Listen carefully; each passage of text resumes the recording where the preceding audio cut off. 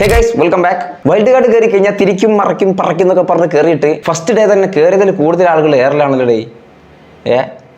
എന്ത് സംഭവം നമുക്ക് നോക്കാം. ഒരു ഗെയിമർ എന്നുള്ള രീതിയിൽ ആരെയാണ് ഏറ്റവും കൂടുതൽ ഇഷ്ടപ്പെടുന്നത്? എന്തൊക്കെ മോഹങ്ങളായിരുന്നു. അരിയണ്ണം കയറി കഴിഞ്ഞാൽ മാസമാണ്, കൊലമാസമാണ്, അതിനുള്ളിൽ കയറി കഴിഞ്ഞാൽ ഇളക്കി മറയ്ക്കും എന്നൊക്കെ പറഞ്ഞ് കയറിയിട്ട് ഫസ്റ്റ് എന്നെ കൊളാക്കിയല്ലോ. എന്തായാലും 24/7 ജാസ്മിന്റെ വാലും പിടിച്ച് കിടക്കുന്നതിന് ഞങ്ങൾക്ക് ആർക്കും ബെസ്റ്റ് പ്ലെയർ ആക്കാൻ പറ്റില്ല എന്ന് പറഞ്ഞിട്ട് ഓഡിയൻസ് നേരെ തിരിഞ്ഞിട്ടുണ്ട്. സംഭവം സത്യമാണെന്ന് തോന്നുന്നു. അതിനുള്ളിൽ പോയത് കുണുവാവ ആവാനാണോ? ആണോ? അല്ല, അതിനുള്ളിൽ പോയത് ഗെയിം കളിക്കാനാണ്. നമ്മൾ ടാർഗറ്റ് ചെയ്യുന്ന 2-3 പേര് കാണും. ടാർഗറ്റ് ചെയ്യുന്നതും ഗബ്രിനെ തന്നെ. ചേട്ടന് ഇതിനെക്കുറിച്ച് വലിയ ധാരണ ഇല്ലല്ലേ എന്നും പലരും ചോദിക്കുന്നുണ്ട്. എന്താ ചോദിച്ചത്? ആരാണ് കാണിച്ചത്? പബ്ലിക് കണ്ടോണ്ടിരിക്കുന്ന ഒരു സാധനം ആയതുകൊണ്ടും പിന്നെ ഈ കറണ്ട് അഫയേഴ്സും കാര്യങ്ങളൊക്കെ എടുത്തിട്ട് റിയാക്ട് ചെയ്യുകയൊക്കെ ചെയ്യുന്ന ഒരാൾ ആയതുകൊണ്ട് തന്നെ പുള്ളിക്കാരൻ പറഞ്ഞതിനോട് പബ്ലിക്കിന് യോജിക്കാൻ പറ്റുന്നില്ല. എന്തായാലും ബാക്കി നോമിനേഷൻ നടന്നുകൊടുക്കുകയാണ്. പെയിന്റ് അടിക്കുക മൂത്ത് നോമിനേറ്റ് ചെയ്യുന്നവരെ. നോ,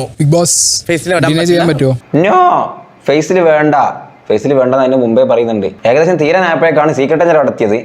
അപ്പോഴൊക്കെ അതിന് മുമ്പൊക്കെ പറയുന്നുണ്ട് മുഖത്ത് വേണ്ട മുഖത്ത് വേണ്ടെന്ന് പറയുന്നുണ്ട്. എന്നിട്ടും പോയി പറഞ്ഞ് മുഖത്തടിക്കണം. മേക്കപ്പ് ഇടുന്ന ആളല്ലേ, എനിക്ക് മുഖത്ത് കണ്ണിൽ കറുപ്പ് തേക്കുന്നില്ലേ, മുഖത്തടിക്കണം. കറുപ്പാണ് കുഴപ്പമില്ല, അപ്പൊ അത് ക്യാരക്ടർലെസ് അല്ല, പ്രശ്നമില്ല. ഇവൻ ഇതിക്ക് കണ്ണ് എഴുതുന്ന പോലെയാണോ മുഖത്ത് പെയിന്റ് അടിക്കണത്? ആണോ?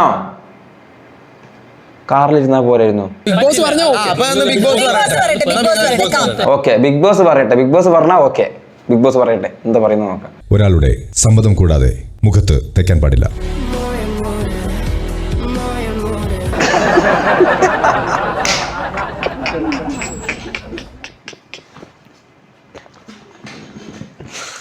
എന്തിന്റെ കേടായിരുന്നു. ഫസ്റ്റ് ഡേ തന്നെ ഇവിടുന്ന് ചറപറ ഊക്കാണല്ലോടേ. അങ്ങനെ ആകെ നാണം കെട്ടി നോമിനേറ്റ് ചെയ്യാൻ വേണ്ടിയിട്ട് ജാൻമണി ശ്രീരേഖ എന്ന് 2 പേരെ വിളിച്ചിട്ട് കയ്യിൽ ഒരു കുത്തിട്ട് കൊടുത്തിട്ട് എന്നാ ഓക്കെ ബൈ ഞാൻ പോവാന്ന്. സായി, രണ്ടിനും വ്യക്തമായ കാരണങ്ങൾ പറയൂ. ബിഗ് ബോസ് തിരിച്ചു വിളിച്ചിട്ടേ കാരണം പറഞ്ഞിട്ട് പോടേ. ബിഗ് ബോസ് ആദ്യമേ പറയുന്നുണ്ട് കാരണത്തോട് കൂടെ നോമിനേറ്റ് ചെയ്യുക 2 പേരെ. കാരണത്തോട് കൂടെ ഇങ്ങനെ എടുത്തെടുത്ത് പറയുന്നുണ്ട്.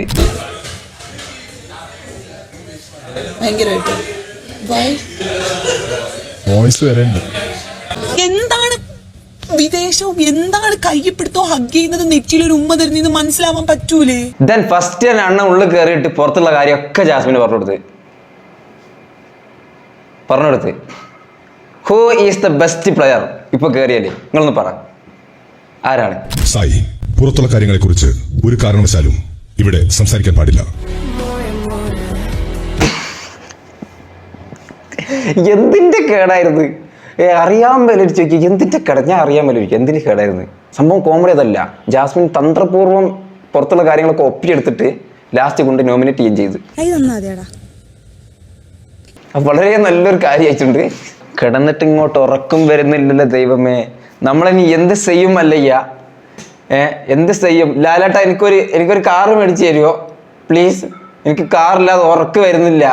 ഒന്നെങ്കിൽ ട്രൗസർ കൊടുത്ത് അങ്ങോട്ടും ഇങ്ങോട്ടും നടക്കുക, വായ തുറന്നാലിട്ട് പൊട്ടത്തരും. അപ്പേ കഴിഞ്ഞ വീഡിയോയിൽ ഞാൻ ഫസ്റ്റ് തന്നെ പറഞ്ഞിട്ടുണ്ട്, ഉള്ളിൽ കയറി കഴിഞ്ഞാൽ ചിലപ്പോൾ കാറിൻ്റെ ഉള്ളിലുള്ള ആളായിരിക്കില്ല.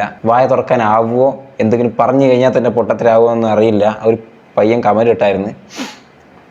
കറക്റ്റ് അങ്ങനെ തന്നെ ആയിട്ടുണ്ട്. എന്ത് കാറിലിരുന്ന പോരായിരുന്നോ? ഞാൻ വീണ്ടും ചോദിക്കുകയാണ്, പോരായിരുന്നോ?